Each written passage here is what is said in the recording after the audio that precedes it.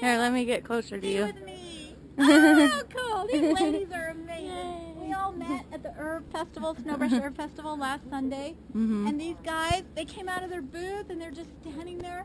And all these people were listening and crying. And I just connected with all these amazing people there. I made all these friends. Isn't that wonderful? And they came down and brought flowers and they brought their beautiful scented soaps and everything. I'm so grateful. Come over. They're being fed, you see. And they're being watered. The moisture's in there. Plus the tree has dropped all its leaf litter, insulated with mulch, the forest floor.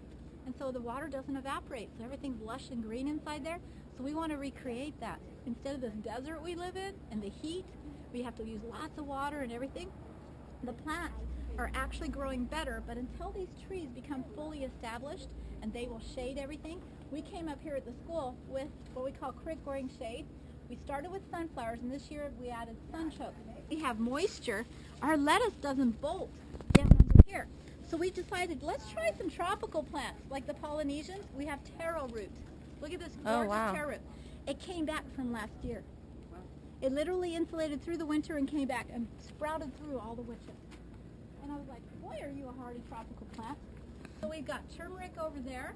We've got taro root here, the turmeric's over there. We've got horseradish, we've got ginger coming back every year. It's amazing the plants you can grow along, of course. You got your vegetables, you got your, we got peas, first crop, then we did lentils, then we did flax, and now I'm doing another crop of flax. And that's just in the short season of Utah growing. Then we got Welcome to the garden today. We've got an amazing activity. We've got the 2nd anniversary of the Utah Valley Permaculture Classroom Gardens and Greenhouse, and you are making it special just by coming. We are so glad you're here. What have you brought us? We've got cucumbers, burpless and and tomatoes. We got different kinds of tomatoes. And something spicy? Jalapenos. And then some Anaheim peppers. And I don't know. what kind of tomatoes are there? Still some of the 4th of July ones? Well, I've got 2 kinds. Yes. The small amount is 4th of July, Yes. and then in here The nice you got big ones. some. What are they, Grant? They're so Well, wonderful, big my and friend. Isn't he green great? ones, yeah. He's Gets wonderful. up at 5 in the morning and goes out and picks all this. Okay, Daryl's going to carry this. On this Look at this thing, gorgeous produce. It's amazing. Look how huge and beautiful. Grant, Ooh. Daryl, will you pick Those that are up? called super steaks. Super steaks. Look at those now get monsters. another- Delicious. They are. Oh, Grant, you grow the They most have beautiful- salsa Do you know you written grow the all most over them. Beautiful vegetables I've seen of anybody. Big. Boy, these are huge, Grant. I've never seen a cucumber this big. Look They're at called those. hoonie. Hoonie? What Hoonie does that day. mean? Hoonie day? Hoonie day. It's on the. I'm gonna run right by you down You here are? on the Old Murdoch Trail? Canal. Okay. You're gonna. I'm Ed Hayward, this is my wife Keiko. Yes. I'm really here with her. She's told me about permaculture for quite a while. She's been reading about it. First I was very skeptical. Sounded too good to be true. But my daughter also got really interested in it, and so they're planning on doing a permaculture garden, and so I'm learning what I can. That's why I'm here today. So I have a smaller scale home garden, but I've always just loved gardening. Grew up with a standard home garden with my parents, and so now I want to learn not only how to grow fruit and vegetables for my family, but to do it in a way that's sustainable. And I grew up back east where water isn't a problem, but living in Utah where we have drought conditions, it poses different challenges to growing, and so I'm really interested in learning. So tell more us what about you learned, what you conservation. designed to do that here at the school. Well, I learned how to design my garden in a way where the water will naturally flow to it, and so I was able to survey my plot and determine the best way to situate the garden so that for maximum water flow to it. And but What did you design in and already put in your garden? So I've already been putting in some layered beds and trenches. I'm working on my downspout off a structure that's in my yard. But I've got about 5 different beds that have, you know, varying layers of raw materials. I have one bed saved out that I'm going to put in the Hugel bed. Okay. So Guys, we have a special treat. I'm so excited. This is my best friend in the whole world. Just got He just honked. And it's the cutest little truck. This is Farmer Grant. He owned Vineyard Nursery for 55 years until 2 years ago. He also grew up on 160 acres, which is now the town of Vineyard in Orem. Yeah, it was his farm that he grew up on since he was a baby. In diapers, he was farming. He's so cute. I have learned so much wisdom from my wonderful little guy. Isn't he cute? He's 87 years old. He still runs marathons twice a year. But Grant is old school, but old school knows a lot of wisdom. And we bring that old school knowledge to what we're learning, and it makes the best difference, you guys. It is so beautiful to see. And so he has been my moral support. He has been my guide. He does little workshops of pruning, of how to start cuttings, wonderful things. And he grows the most beautiful 2.5-acre farm, which he donates to the food bank. And he does it all by himself, because now that he's closed his nursery. So let me, thank you. Oh, I love you, I love you, I love you. Well, I don't want my picture taken. Too late. My goodness. Love you. Hi. This is Michael. Hi, Michael. He runs a permaculture garden at the brand new Krishna temple they're building in Salt Lake. It's massive. This is Randy, who's been taking care, the groundskeeper, everything, volunteering for 7 years there. I told them all about you, my friend. Oh, How wonderful you are. I've got to hide, get out of here. You told them all no, you're about not. me. No, you're not. Flushing's good for you. You're not going anywhere. You're too important to me. Emily, do you remember we picked all those hundreds of plants of beans? And this is her friend from BYU also. Stuff them all in the truck. Yeah, we stuffed them all in this truck. It was wonderful. So look at this. This is how beautiful his produce is, you Let me guys. tell you, Isn't it amazing? He brings the most beautiful produce. They're beautiful. boy, you got a crowd out here. Yes, this is our first group that's going to tour the Is this, forest, is Grant. this the elite of Utah Valley or Utah State? We have Arizona, Ogden, Provo, Ogden, Salt Lake City here. Where's Vineyard? Where's Vineyard? I don't know. You're representing all of Vineyard right here. Vineyard, okay. You're representing Vineyard, my friend. You're so wonderful. Hello, little grasshopper. Come here, sweetheart. You'll get stepped on if you stay there, okay? Hi everybody, my name is Neil Spackman. I work in Saudi Arabia. I run a terraforming program there, working with tribes of settled nomads. We, essentially what we do is we take watersheds and convert sections of the desert into forest and use that as an economic base for the people living there. We're 7 years into work on our 100-acre prototype. We've got 5,000 acres under development, and a request from some of the surrounding magistrates or governorates to take a few more sites to develop those as well. Permaculture is kind of the foundation of the ideas. The foundation for our approach is largely permaculture based. So that's what I do for a living. I'm here in Utah part-time. My wife's finishing up her degree, and I'm commuting to Saudi Arabia every couple months. Wow. But yep, I've done this sort of thing professionally for the last 7-8 years. And you are a graduate of Brigham Young University in horticulture? No, in Middle East studies. Middle East studies? Yeah. So can we just hear a quick, what got you doing this? Oh heavens. This was a hobby. Wow. This was a hobby for quite a while, particularly in the building and architecture field. I was more interested in natural building than in food systems initially. That got my foot in the door, and my language skills and cultural knowledge is what got me the job in Saudi Arabia. So that's how it tied in together. Yeah. But yet, such an absolute necessary experiment that you're doing there in Saudi Arabia, which Jeff Lawton is another person we learn about in permaculture who did in the Dead Sea Valley of Jordan in the Middle East. Yeah. What you guys are doing in the harshest, driest places on the planet is amazing to show the world what is possible to regreen deserts on our planet, you guys. It is remarkable. And dedication that you've done all these years, Neil, thank you. You're welcome. Thank you. And you can find him on YouTube, you guys. I have a beautiful video after 18 months of the project that I found.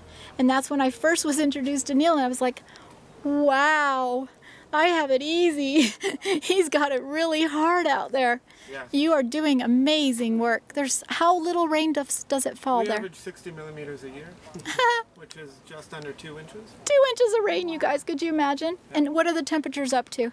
We get up to 50 is like 127. 127 degrees, you in guys. July and August. And yet it is so beautiful. It is amazing. And you used native plants. Well, we have some native plants, and Yes. we also have plants that are not native. That have done well there. Yeah, That's so beautiful. yeah. That is amazing. Thank you. So happy to be here. Oh, Check we're out just, Denise's place. we're thrilled. Some of these people, I've had Charlotte Anthony also ask me if she would want to teach the farmers here that I work with Yeah. some help for their soil and everything. That we are running out of water. There's a scientist the other day that said by 2050 on a TED Talk, 1 in 2 people in the world would not have water. And that's a serious thing. Scott, do you see the change in the lack of water? Do you see the warming up, the drying, affecting the vegetation in your work? Well, there are certainly changes that occur. Yes. You know, a lot of the climate change scenarios for our area actually indicate that timing of moisture is really critical for the vegetation. If you're looking at Exactly. establishing plants, we're going to have adequate and consistent spring moisture. Yes. Most of our species, by July and August, they're senescing and done for the year. So this monsoonal moisture that we get later in the fall is, it would require a change in plant community type to be able to better Yes. utilize that moisture. Mom was giving my students last April, because every 6-month course that we teach here, how to design a self-sustainable system on their properties, the students go with me in the 4th month as we learn the plant guilds and how the food forest works on layers and everything. I take them to Tom to see some of the native plants in Utah and to teach them things. And this last time, it was the time that we went to the reclamation in April, Tom kind of shocked all of us by the things he said. He said, you don't realize we're running out of water. It's getting more and more difficult. The Ogallala aquifer has dried up. We saw what happened in California. 1,500 people, their wells dried and they had to be relocated, and they are drilling for water like crazy. Well, that water takes thousands of years to replenish underground, doesn't it? And so we're worried about these kinds of things. And so he warned my students, and he literally said that unless you permaculture people, which he's been here to visit, start doing huge reclamation projects around the world. And I said, oh, they are. John D. Liu and everybody's in Spain, and they're doing a huge reclamation, regeneration camp. That's so beautiful. And there are more people around the world. Countries, China, Brazil, and others have vowed that they would reforest a huge part of their countries that have been deforested. Thank goodness people in the world are realizing we need to put the vegetation and the ecosystems back together, because that's what takes care of our planet. Everything, the water cycles, the rain cycles, the weather, everything, the soil, nature is the one that keeps the planet running. And others, and I just showed your video the other night to my students who are learning about reestablishing vegetation. We've got perennials. So I've got my canopy tree of willow over there, creating beautiful shade, which is 10 degrees cooler in there. Look around to the right and look at the little beds back there, Neil, and you'll see all the vegetables. They're not bolting. They're all beautifully growing. That runs from, the mountains run from Yemen Seems all like the way we're to missing. Lebanon. Right? It's Do we called have everybody and on the tour? area west of those mountains is called the Hijaz. We're in those foothills. So when we get rain, we'll get floods that run straight into the Red Sea.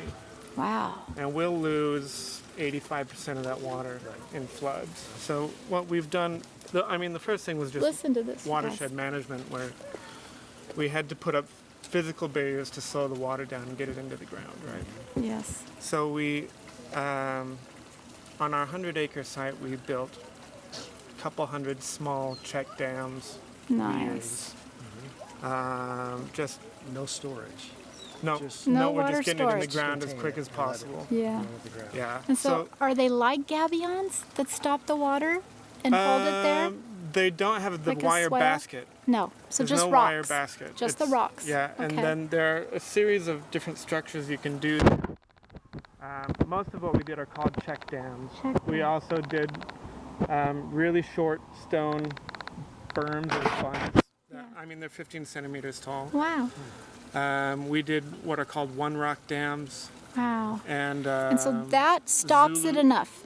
Well, it's not that it stops it enough. It's that you're just trying to get enough surface water infiltration so that your trees can get established. Okay. It's just because you can deal with water with physics, with chemistry, or with biology, right? Yes. And so we have to put physical barriers there because we Yes. can't get plants established otherwise. But then the Otherwise. biology takes over once it's there. But you did do a little bit of irrigation too because you're not getting enough rain? We irrigated the first 5 years. Okay. You have to. The total amount of water we used in irrigation was about 20,000 cubic meters. And the total we caught from the floods was about 55,000. Wow. Okay, so we beautiful. infiltrated more than twice as much as Yes. we used. That's beautiful. So- And 2 inches of rain. Yeah. So that was the first test really, is can we get it established on less water than what we get in the rain? Yeah. Because otherwise you're just draining your aquifers. Yeah. right? And it's- Exactly. And in Brad Lancaster in Tucson, Arizona, the rainwater harvesting king, in Tucson, Arizona, they don't let all the water run down to our lake, like Utah Lake, where in Colorado they did a study and I think 40% of the water never made it to the lake, it evaporates. But then down in the lake it's evaporating as well. And because of everything that washes down there, the nitrogen, we've got a huge algae problem. They just came and tested it last week. They came with politicians and scientists, right? We saw an article and we have a problem. Well, there are solutions to these problems. Yeah. You're talking about the Salt Lake or The Utah Lake. The Utah Lake has a real bad algae problem Why right don't now. we do floating wetlands? Yes, like on Montana. They need to do I've floating got a friend wetlands. who did an 800-acre lake in China Wow. that was this thick with algae, and they cleaned it up. They cleaned it And up they with grew the flowers plants. off of the floating wetlands and sold You them. see the solutions of nature? That's what we need to A do. webinar with a guy who owns a company that only does that. Oh, beautiful.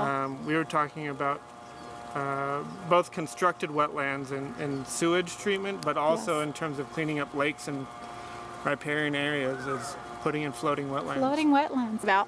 And I have been fascinated with gabions for some strange reason. You know that, Neil. I have been fascinated and curious what I can do to create some kind of moisture Yeah. under the rocks maybe, but hold it in there Yeah. besides my hugel beds. No, but do you get much runoff off of your yard when you have rain? No, I can't imagine you lose very much water anyway. I don't get any. Well, then you Nobody's don't need leaving this. Not one drop of water is leaving this it. property. Your biology is taking care of it. You don't I need a gabion. hope so. But I want to study it for the farmers out in the desert and things like that. That's what I want to study it for because I love the farmers so much. I want to help save them as much as I can. And we got to find solutions to things, don't we? So now we're in the other side of the kitchen garden. We're not inside the microclimate yet, but can you guys feel and see how wonderful everything is growing together? You can see little cucumbers in there, lemon and regular cucumbers. We've got peppers, we got tomatoes. I got a big squash growing in there. He doesn't seem to mind that it's in partial shade over there. Amazing. Do you find you have problems with squash bugs? So in here, Neil, Because I wonder if you're predatorial. I have Insects so have many shown up here. predatorial insects. Oh my goodness, do I have Yeah. predatorial insects? Yes, and they're all balancing each other out. Yeah. So we just attract everything. We have red-tailed hawks that fly over. Mm-hmm. We bring insects we've never seen before, like tarantula hawks and others. We have birds we've never seen before that belong in the marsh, like a Virginia rail showed up in this garden. We're like, where'd you come from? This isn't a marsh. This is a desert. So we see a lot of things happening as Yeah. this is evolving. But does it take care of your pests for you? I don't really have any pests. Yeah, so they take care of them. Yeah. This is the one that pops back through every year. Uh-huh. The taro roots, right there. I don't want to knock anything over in here. You're okay, Neil. I trust you with plants. If I can't trust you, I can't trust anybody. And so I've got the taro, I've got some curry down in there. Everything loves this little microclimate in here. What's your ground cover? We have Is it just creeping stuff popping jenny. up? Nope, we have creeping jenny and flax in here. I specifically chose those in here. I really like them. I love creeping jenny. She just grows out of control. But I love the flax as a living mulch because it just surrounds everything and keeps it nice and moist. So I really like that as well. I have my fig tree here. He's growing every year amongst everything else. What's that? I have in my greenhouse. He hasn't yet. But the one in the greenhouse, every year. Isn't it beautiful? You cut it back. Yeah, every year you can have figs, you guys. They do really well here. A certain variety. Want to get out of the hot sun and come in the nice cool garden with shade of a beautiful tree. All vegetables are growing of all different kinds everywhere. We go under the trees and walk along the basil smelling mint that line our kitchen garden. And inside here, it is beautiful. Look at the size of that rhubarb right there. This is our favorite place as the vegetables are taking off right now and growing beautifully. We're under our beautiful tree as everything is starting to pop up and grow beautifully. We've got beans, tomatoes. Everything is looking so beautiful as we have beautiful shade with grapevines growing over the top. It is so beautiful and sunchokes all around. We love to sit inside here. So come and join us for a wonderful atmosphere. 10 degrees cooler than outside. Like this beautiful black currant that's always loaded with beautiful berries, okay? We have red currant, white English, and we have that grow natively in the mountains here. You can find currants. And we have gold, big old fat blackberries, as we can see. And our black raspberries were delicious, but they were just a tiny plant, as the hibiscus is starting to bloom like crazy. And we've got the linden getting bigger, but here are our amazing, humongous peaches ripening. We will have lots, but we've thinned it out because we don't ever want to see it break any of the branches. They're so beautiful, these peaches, and they're really ripening.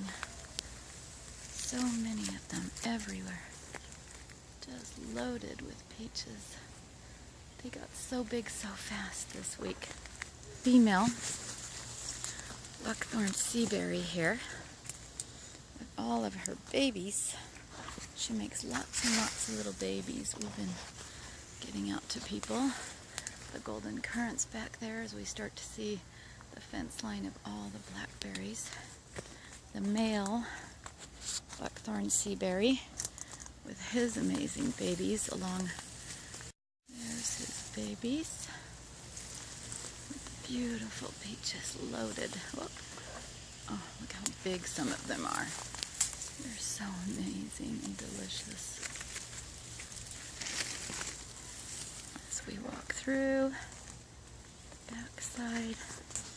And now look at all these amazing wild blackberries. This is just on the inside. You ought to see all the ones on the outside of the fence we've been eating and sharing basketfuls with everybody. Bringing over to neighbors. Loads of beautiful blackberries.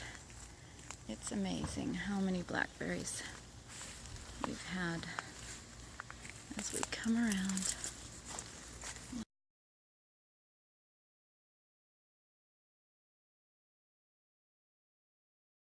Look at all those blackberries. Look at all of them.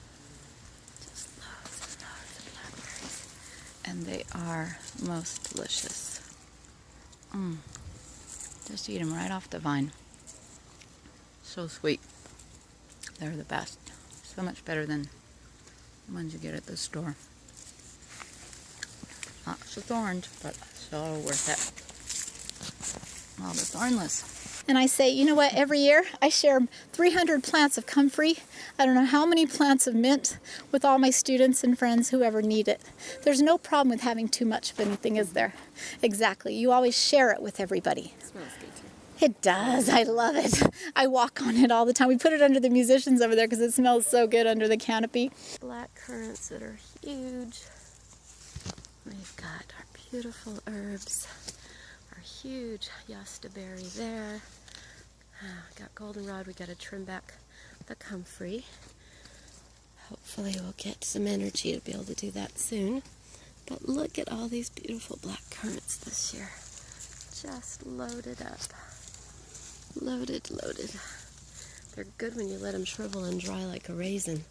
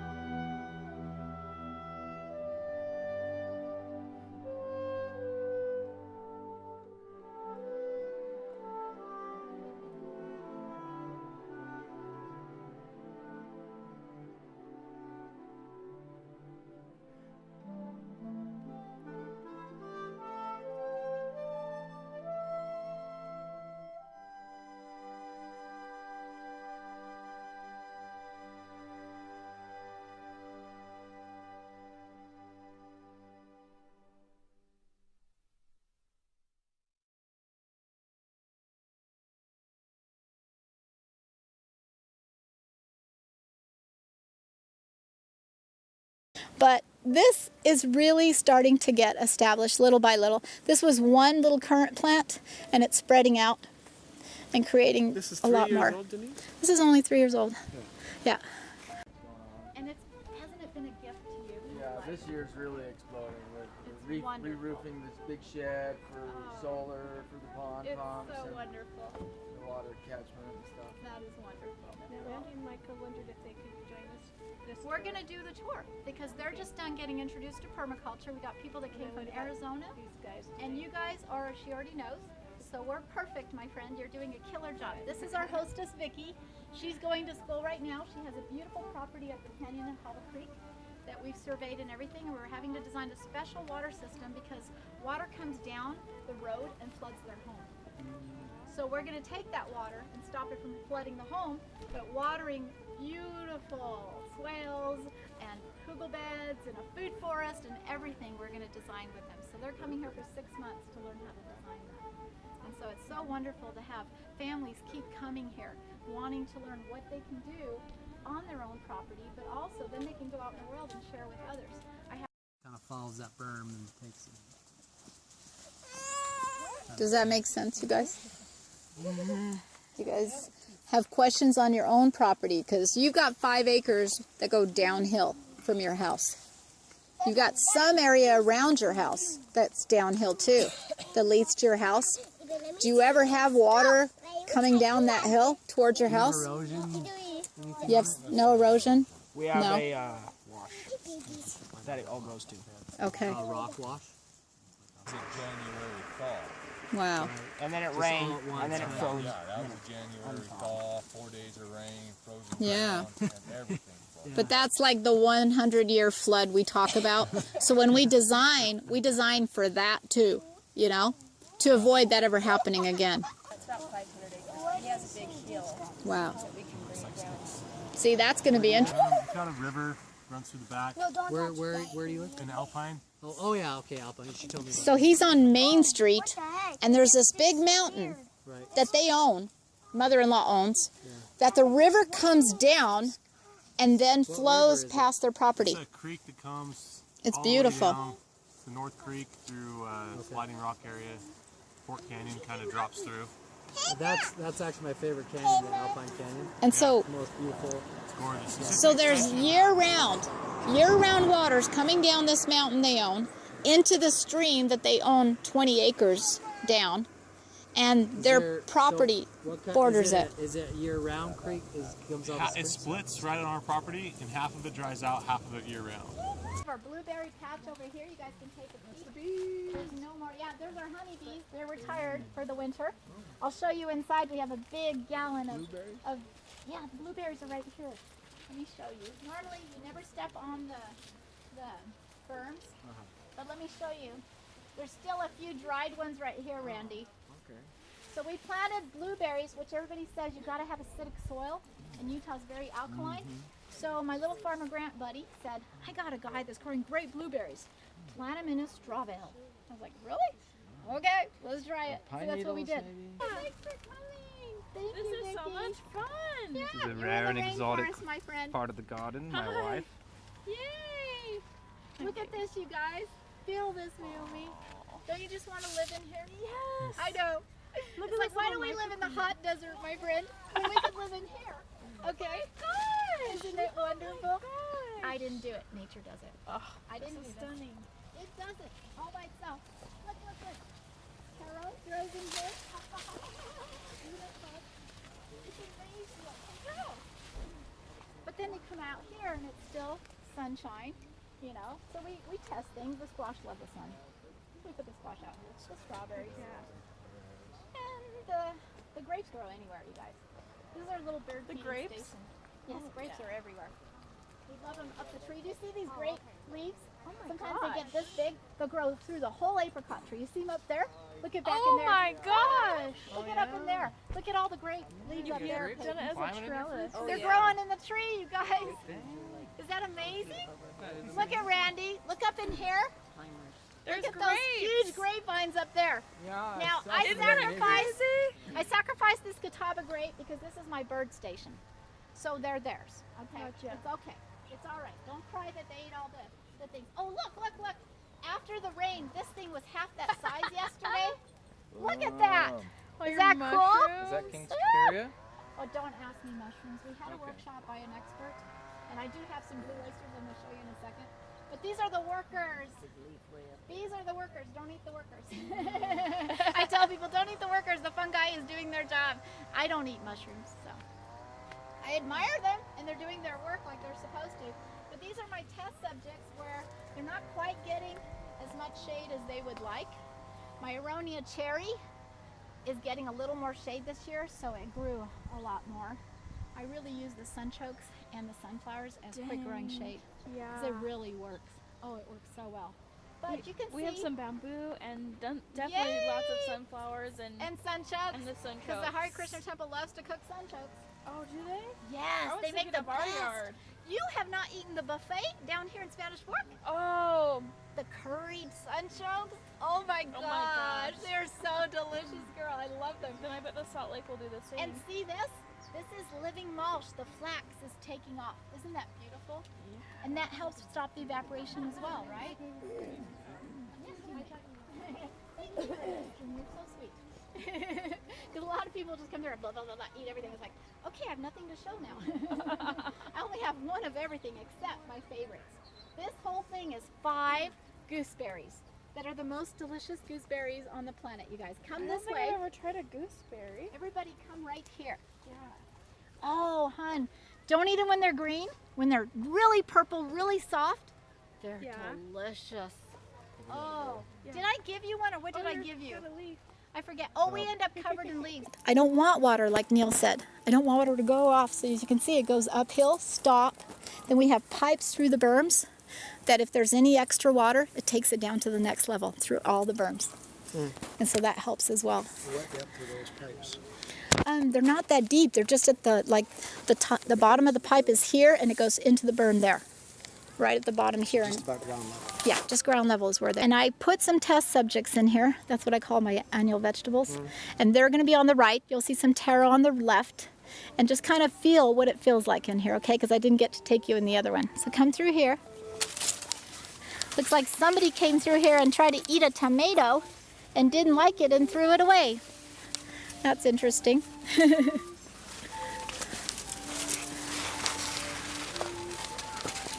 Our little humans. So stay right in here where you feel the coolness.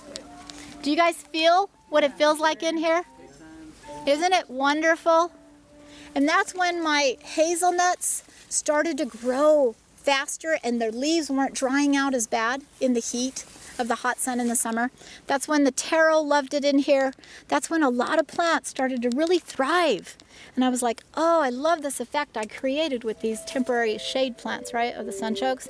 I can't wait until everything starts to shade. Don't you love the golden raspberries? Look at them up there. We just love all the different kind of berries you can grow in here. This is a bush cherry. I'll show you on the other side some red cornelian cherries. I've got yellow cornelian cherries over here. We just try everything and we'll see what works, right? What survives. That you've got? So my big one was planted from a pit apricot. That's an 12 years ago. Yeah, that's my planted from a pit favorite apricot right there. I love them. Watch out for Wasp Highway here. You'll see where the squash plant right here that's growing all the way around 20 feet to the other side. This is our little Wasp Highway that decided to build their little hive in there, so cross fast across. So is this funny? Do you like this one? Have you ever seen an upside down apple? Well, I love that the tomatoes are using the apple tree as their trellis. Is that great? Yeah. I love it. I do everything I can to grow these things together. And look, that's quinoa up in there. I got quinoa in there. It doesn't like hot sun. I sure hope not, you guys. We had our first frost last night. Oh no. In Lehigh. Oh no, I was so afraid. I'm in Lehigh. I didn't go with my stuff. We had a I frost. wonder if that's what happened to my bees, because I'm like, where'd all my bees go? This was crawling in all kinds and shapes and sizes of bees. Come see these cornelian cherries, Neil. Back here, you guys, where I have, but I don't expect them to live in a drought. I have a male and female kiwi growing up the trellises, but look what else. Is that Jerome? That's Jerome. Yeah. Yeah, Matthew went to visit my student. Okay. Visited it. It's kind of cool since the 60s. Yeah, I'd love to visit that one too. That's cool. I want to go see Jerome. I know. That'd be wonderful. Because I would think his climate would be analogous to this. I think so, except a little higher elevation. Over there?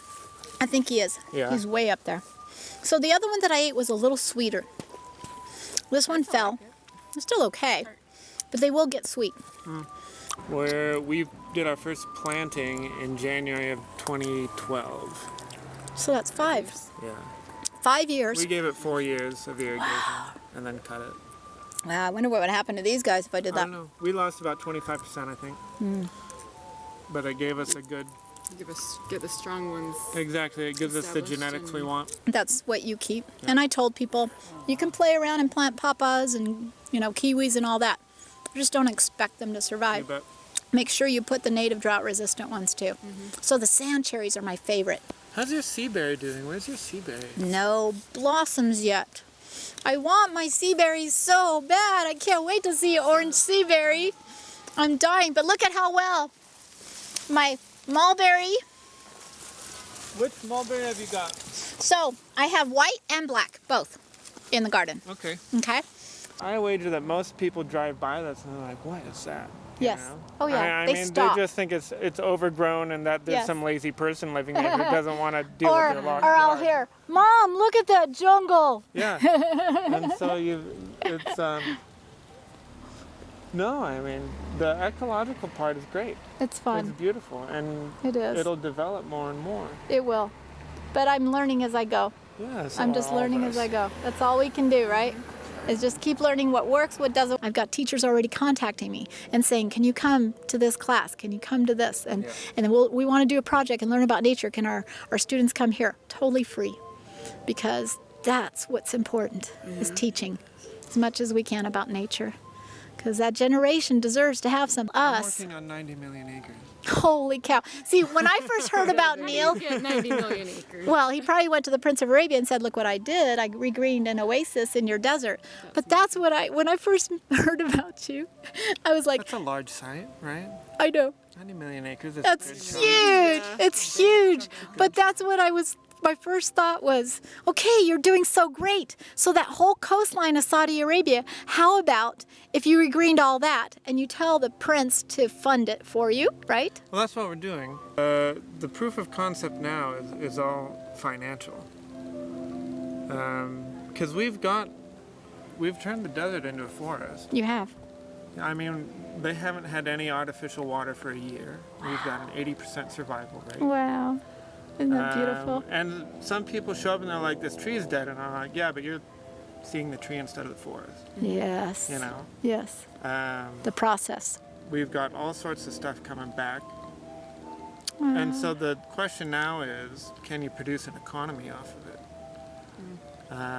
And Feed people as well as we're not trying to economy. feed people No? per se. No? It's too small of a site to do that in our climate. It's more that what can you produce that is going to mimic the ecological function you want, that's also going to give you crops that you can sell or things that you can value add. Okay. And we've got a number of things identified for that are growing just fine. Wonderful. It's just it takes 8 years before they start producing. Yeah. So everybody's got to learn patience. Yeah. We learn patience. I know. But that's what happens when you work with perennial systems. Yes. You've got to give it You got to have the time to patience. establish. I know. Because like Jeff always tells us, oh yeah, 5 to 10 years it'll be established. Remember, he lives in the tropics. Remember, Yeah, they he's have in a rain. rainforest on the Gold Coast. That's different. Yeah. So here in the desert, times that by 2. Well, So, it depends what you're growing, though. yeah. We have a moringa tree we're growing.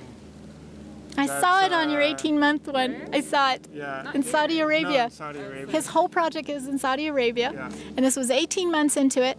And he takes you to each of the species of plants that he's planted in there. Yep. And it's amazing. And when you look at what he's working with. I haven't done a YouTube video in like 4 years. Wow, does anybody film? Nobody films as it's evolving? We're creating two new videos now. Okay, good. Because that's so crucial. It's been, but I get emails every day that's like, when are you doing another I video? bet. I bet. I know. We need to see how it's going, right? Yeah, that's wonderful, Neil. But do you have the support now? You said you're getting more funding? Well, we've been in a political bottleneck for 2 years. Because we're talking about land access and land use, and that's always politics. Yeah. Are they different sheiks, or is it the prince? No, it's not. It's none of that. None of that. We've got strong support from the governor of Mecca province, and we're working with 8 different ministries And what has happened in the last 2 years is we've split into a charity that's focused on human development and things like education and public health. And there's a lot of subdivisions under public health and education, and that's what the charity is focused on. And they also fundraise for a variety of different things. Land for 1,000 years. Right? Yeah. Americans tend to not get that kind We of don't connection. get that. We don't know. have the same connection to land the way We don't want to take the land. You're not taking the land. You're going there to help them make it a better place. Well, and that's again, the people systems are the hardest systems. That's the hardest system to work with, is always the people to understand and see the potential. Yeah. Yeah. So what I tell the people is we're not taking land from people. We're taking it from the government and making sure that the right people have access to it. That's wonderful. So a lot like what Willie Smits did, he worked with the social system too. Very, very similar. Yeah, that's wonderful. That's beautiful what these people undertake, you know, and how you survived all these years with your family out there. Yeah. That's pretty remarkable. I bet you have some amazing stories. Well, they didn't live out there. They didn't live with you? No, You were by yourself? They were in Jeddah, which is a big city about an hour west. Okay. 6 million people. But they were still in Saudi Arabia. Oh, sure. And that's a whole different world. Yeah. Well, I just want to thank you for coming, Neil. You know how excited I've been all along to hope to meet you and to share this, if I may, with my students. Sure. Of Brad Lancaster, the rainwater harvesting king that we have the books from, and he came to Eagle Mountain. We learned from him. He takes the water off the surface of your roof over there when it's raining. We designed higher catchment up there with a screen little catchment through a 3-inch PVC pipe that comes uphill to here. By gravity, it fills this tank and takes all that water off that roof when it rains, out this overflow pipe into what he does in Arizona and Tucson. He builds infiltration basins. This one hasn't been mulched so you can see it. But you see this mulch will cover into here, and this water from the roof of my house comes to the highest point in my garden and will literally flow into these basins that all connect all the way down and water all the trees along the street. Getting it from your house down there. So what I explained is you catch it up higher there than it's coming here. So just the force of The force of pressure and gravity in a sealed 3-inch PVC system is what's making it pump into here and then down there. Isn't that brilliant? And then back up into the tank. Exactly. What kind of Goes tank right in. So this is a 275-gallon tote that has a cage to it, and I wanted to make it aesthetically beautiful by putting the old wood around it. So like you see in a farm truck. Yeah, exactly.